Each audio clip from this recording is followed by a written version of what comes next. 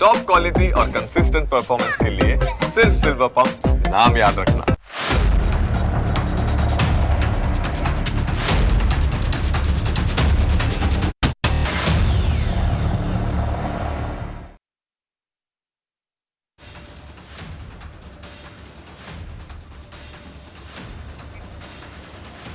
નમસ્કાર, હું Janak Dave. Full stop news analysis પ્રોગ્રામમાં આપનું સ્વાગત છે.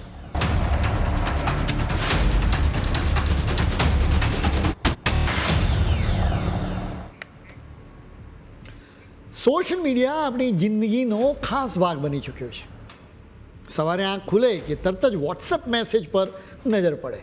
આખા દિવસે વારે વારે ઇન્સ્ટાગ્રામ રીલ જોવાની આદત પડે અને રાત્રે યુટ્યુબ પરના વિડીયો જોતાં જોતાં આંખો મીંચાઈ જાય.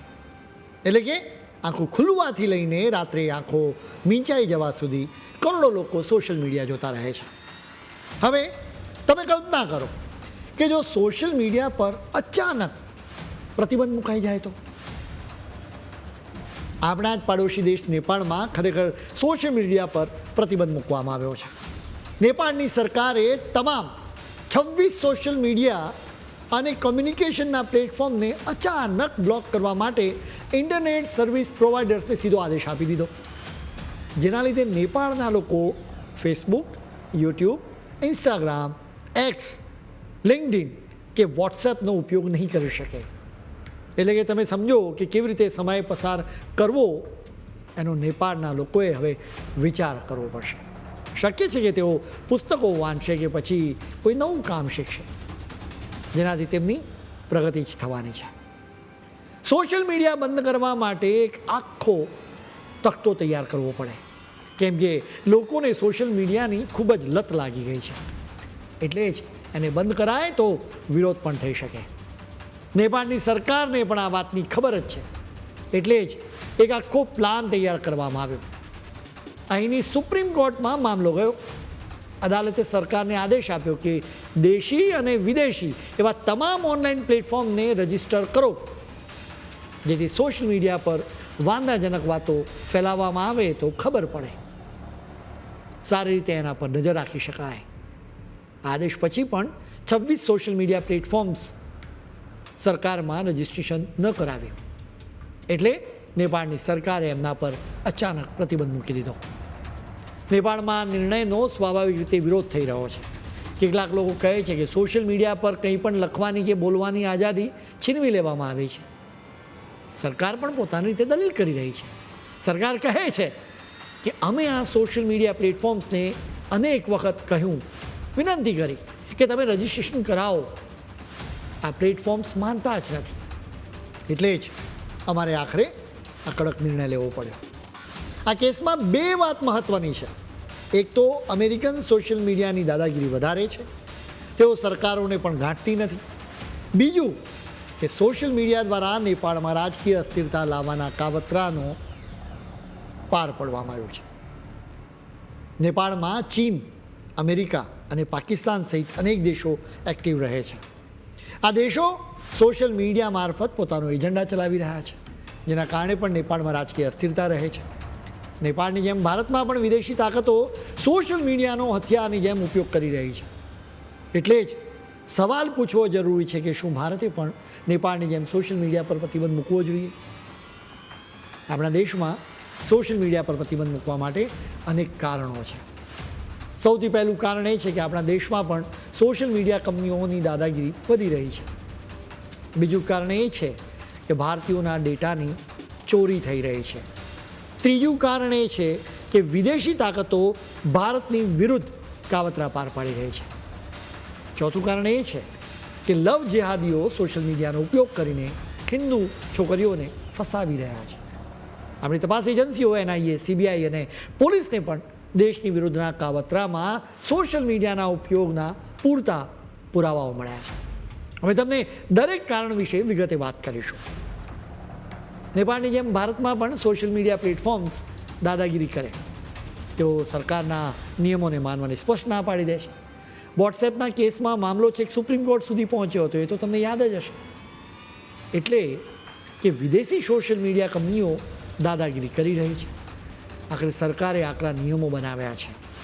એક વાત એ પણ જોવા મળી રહી છે કે જ્યારે પણ ભારત સોશિયલ મીડિયા કંપનીઓ પર અંકુશ મૂકે ત્યારે અમેરિકાની સરકાર ઊંચી નીચી થઈ જાય છે. સોશિયલ મીડિયાના કારણે તમારો ડેટા પણ જોખમમાં છે. તમારે દરેક ક્લિક પર, દરેક મેસેજ પર કે દરેક ફોટો આખરે કોની પાસે પહોંચે છે તે કોઈ જાણતું નથી. તમે સોશિયલ મીડિયા પર જે કંઈ પણ ડેટા મૂકો છો એ ડેટા વિદેશમાં પહોંચે છે, કેમ કે આ વિદેશી સોશિયલ મીડિયા કંપનીઓના સર્વર્સ ભારતમાં તો છે નહીં. તમારા વિશેની બધી જ જાણકારી આ કંપનીઓની પાસે છે. તમને શું પસંદ છે, શું પસંદ નથી, તમારું લોકેશન, તમારો ફોન નંબર સુદ્ધા એ લોકોની પાસે છે. એટલે જ તમારી પ્રાઇવસી જોખમમાં છે. સૌથી વધુ જોખમ વિદેશી કાવતરાનું પણ રહેલું છે. તમને કદાચ ખ્યાલ હશે કે બાંગ્લાદેશમાં શેખ હસીનાને હટાવી દેવા માટે આંદોલન ચાલ્યું હતું. આ આંદોલનની આગ સોશિયલ મીડિયા મારફત જ લગાવવામાં આવી હતી. સોશિયલ મીડિયા પર શેખ હસીનાની વિરુદ્ધના મેસેજ અને વિડીયોને પ્રોત્સાહન આપવામાં આવી રહ્યું હતું. આપણા દેશમાં પણ ભારત સરકારની વિરુદ્ધ એવા જ કાવતરા પાર પાડવામાં આવી રહ્યા છે. આપણા દેશની તપાસ એજન્સીઓએ કેટલાક કાવતરાનો પર્દાફાશ પણ કર્યો છે. અમે તમને ઉદાહરણ સાથે સમજાવીશું કે કેવી રીતે દેશના દુશ્મનો સોશિયલ મીડિયાનો હથિયારની જેમ ઉપયોગ કરી રહ્યા છે. સીબીઆઈ અને એનઆઈએની તપાસમાં બહાર આવ્યું છે કે પાકિસ્તાનના આતંકવાદી સંગઠનો ટેલિગ્રામ અને વોટ્સએપ દ્વારા ભારતના મુસ્લિમ યુવાનોની ભરતી કરે છે. આવા તો અઢળક કેસીસ છે. એનઆઈએ એજન્સીએ તમિલનાડુમાં હિઝબ ઉત તહરીર નામના આતંકવાદી સંગઠનના 2 આતંકવાદીઓની ધરપકડ કરી હતી. આ લોકો સોશિયલ મીડિયા પર ભારતની વિરુદ્ધ જહાદ ચલાવવાની વાત કરતા હતા. ચાર્જશીટમાં પણ આ વાતનો ઉલ્લેખ કરવામાં આવ્યો છે. બીજા એક કેસમાં પણ આવી જ વાત બહાર આવી. એનઆઈએ મોહાલીની સ્પેશિયલ કોર્ટમાં જસપ્રીત સિંહ અને બલજીત સિંહ નામના 2 ખાલિસ્તાનીઓની વિરુદ્ધ ચાર્જશીટ દાખલ કરી હતી. ચાર્જશીટમાં કહેવામાં આવ્યું કે આ લોકોએ આખા દેશમાં હથિયારો પહોંચાડવા માટે સોશિયલ મીડિયાનો ઉપયોગ કર્યો હતો. જેમ કે સોશિયલ મીડિયા પર જ મેસેજ કરીને જાણ કરવામાં આવતી હતી કે કયા રાજ્યમાં ક્યારે હથિયારો પહોંચાડવાના છે. સોશિયલ મીડિયાનું સૌથી વધુ જોખમ બાળકોને છે.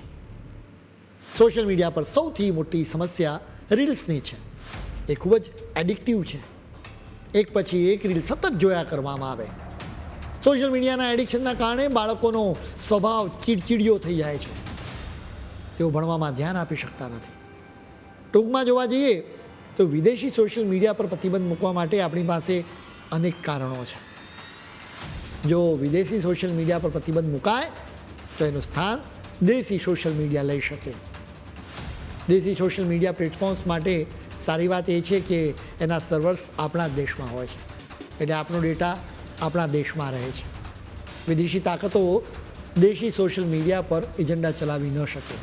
એટલા માટે જ પીએમ મોદીએ સ્વતંત્રતા પર્વ પર લાલ કિલ્લા પરથી સંબોધન કરતી વખતે કહ્યું હતું કે ભારતને દેશી સોશિયલ મીડિયા પ્લેટફોર્મ્સની તાતી જરૂર છે. તમે પીએમ મોદીને એકવાર સાંભળો. आज आईटी का युग है, डेटा की ताकत है.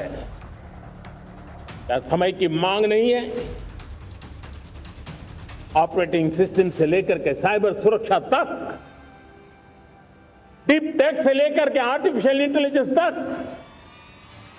सारी चीजें हमारी अपनी हो, जिस पर हमारे ही लोगों का सामर्थ्य जुटा हुआ हो, उनकी सामर्थ्य शक्ति का विश्व को परिचय कराए. साथियों, आज दुनिया में सोशल मीडिया कहो, बाकी प्लेटफॉर्म कहो, दुनिया के प्लेटफॉर्म पर हम काम कर रहे हैं. दुनिया ने हमने दिखा दिया है. यूपीआई का हमारा प्लेटफॉर्म आज दुनिया को अजोबा कर रहा है. हमारे में सामर्थ्य है. रियल टाइम ट्रांजैक्शन में 50% अकेला भारत यूपीआई के माध्यम से करता है. इसका मतलब की ताकत है. क्रिएटिव वर्ल्ड हो, सोशल मीडिया हो, ये जितने भी प्लेटफॉर्म्स हैं, मेरे देश के नौजवानों में चुनौती करता हूं, आप आइए. हमारे अपने प्लेटफॉर्म क्यों ना हो, हम क्यों दूसरों पर निर्भर रहे, क्यों भारत का धन बाहर जाए. और मुझे आपके सामर्थ्य पर भरोसा है. પીએમ મોદીએ કહ્યું કે ઓપરેટિંગ સિસ્ટમથી લઈને સોશિયલ મીડિયા સુધી બધી જ ટેકનોલોજી અને પ્લેટફોર્મ્સ ભારતીય હોવા જોઈએ. અત્યારે આપણા દેશમાં એવું એક પણ પ્લેટફોર્મ નથી કે જેનો આખો દેશ ઉપયોગ કરી શકે. દેશના ઉદ્યોગપતિઓએ પણ એ દિશામાં વિચાર કરવાની જરૂર છે.